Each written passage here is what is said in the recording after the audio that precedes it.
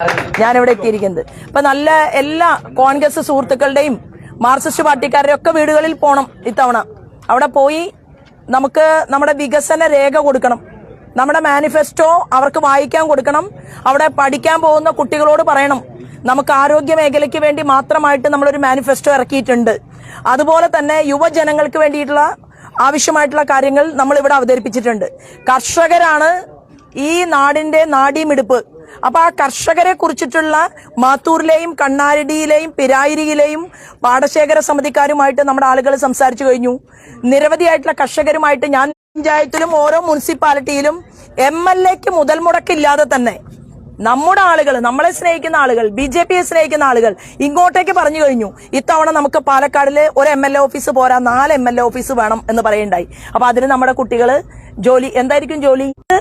Palakkad municipality തീരുമാനമെടുത്തിട്ടുള്ളത് 300 കോടിയുടെ ഒരു കളിക്കളം ഒരുക്കും എന്നുള്ളതാണ്. അത് ബജറ്റിൽ അവതരിപ്പിച്ചു കഴിഞ്ഞു. അപ്പോ ഒരു MLA കൂടി വരുമ്പോൾ ഒരു മാസത്തിനകം 700 കോടിയുടെ പദ്ധതിയാണ് നമ്മൾ